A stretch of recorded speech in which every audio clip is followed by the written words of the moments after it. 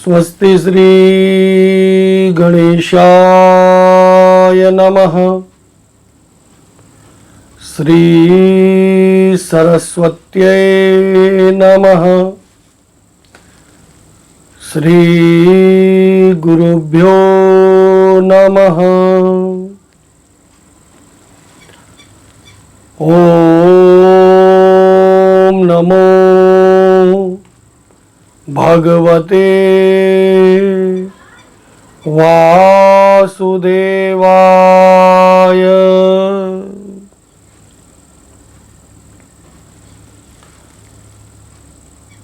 नारायणं नमस्कृत्य नरं चैव नरोत्तमं देवीं सरस्वती व्यासं ततो जयमुदीरयेत्।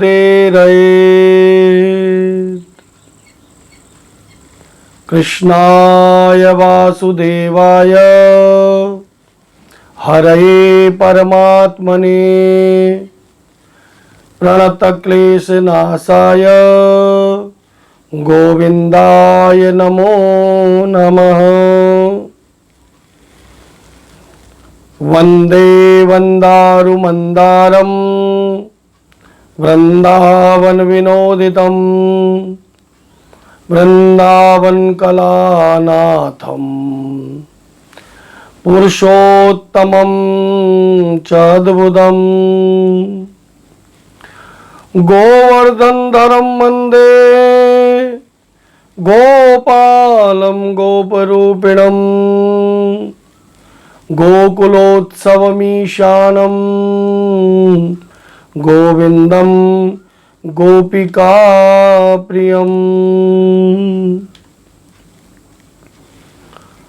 बोलिए पुरुषोत्तम भगवान की जय।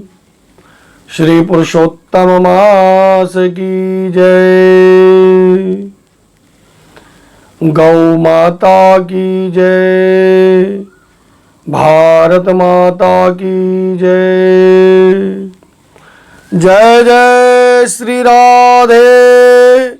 जय जय श्री राधे। जय जय जय जय जय जय श्री राधे।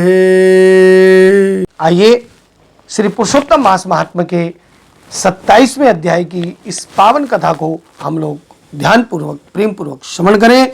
श्री नारायण बोले वाल्मीकि जी के इस वचन को सुनकर दृढ़ धर्मा ने सपत्नीक भगवान भक्तिपूर्वक प्रणाम किया, आनंद के साथ मुनि की पूजा की और मुनि ने आशीर्वचन दिया और राजा तुम्हारा कल्याण होगा। अब मैं सरयू नदी की ओर प्रस्थान करता हूँ। ऐसा कहकर वाल्मीकि ऋषि चले गए। वाल्मीकि जी को सीमा तक पहुंचाकर घर लौटने पर पत्नी सहित राजा दृढ़ धर्मा ने अपनी पत्नी से कहा, हे सुंदरी, यह संसार असार है। गंधर्व नगर के समान राग देश आदि 6 शत्रुओं का इसमें निवास है। इससे मनुष्य क्या सुख पाता है? क्रमी विष्ठा बात कप मूत्र आदि सहित भस्म होने वाली इस देह में क्या रखा है? मैं अप्राप्य वस्तु को पाने के लिए वन गमन कर रहा हूँ, वहीं पुरुषोत्तम का स्मरण करूँगा। और तब उसकी पत्नी कहने लगी कि हे भूपति, मैं भी आपके साथ चलूँगी। पतिव्रता स्त्री का देवता ही पति है। प्रिया के ऐसे वचन सुनकर राजा ने अपने पुत्र को राज्य अधिकारी बनाकर पत्नी सहित वन में प्रवेश किया। दोनों हिमालय के समीप गंगा के तट पर जा पहुँचे और वहाँ पर पुरुषोत्तम मास के प्रारंभ होने पर उन्होंने पुरुषोत्तम मास का व्रत किया, पूजन किया और पूरा पुरुषोत्तम मास उन्होंने नियम करके बिताया।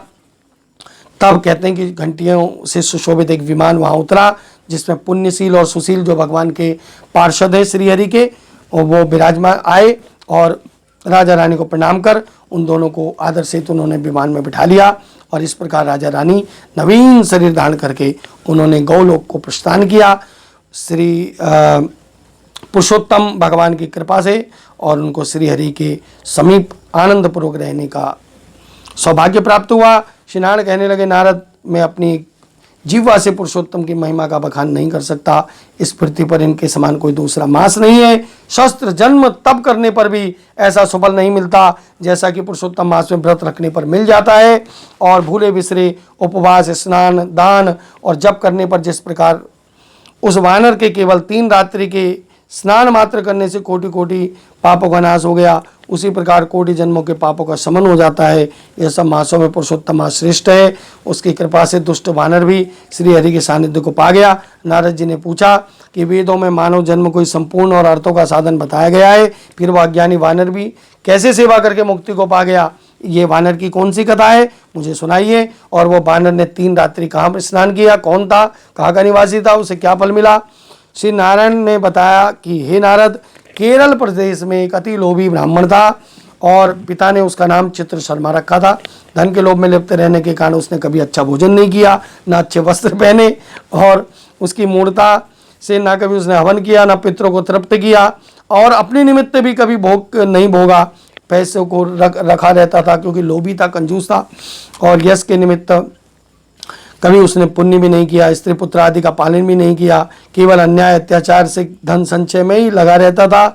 माघ के महीने में उसने तिल पात्र का दान तक नहीं किया, तिल मात्र का। कार्तिक के महीने में दीप दान तक नहीं किया। ब्राह्मण को भोजन कराना तो बहुत दूर की बात है। वैशाख में धान्य का दान नहीं किया। अन्य मासों में भी किसी प्रकार का दान उसने नहीं किया, और जिससे भी देखो अपनी निर्धनता का बखान करता रहता था, रोता रहता था, खींचता रहता था, मेरे पास धन नहीं है, मेरे पास धन नहीं है, मेरे पास कुछ नहीं है और मेरा कैसे होगा, इस लालसा में घूमता रहता था। धन मिल जाए, धन मिल जाए, धन मिल जाए। और एक बार बगीचे के स्वामी माली को उसने अपना दुखड़ा सुनाया, और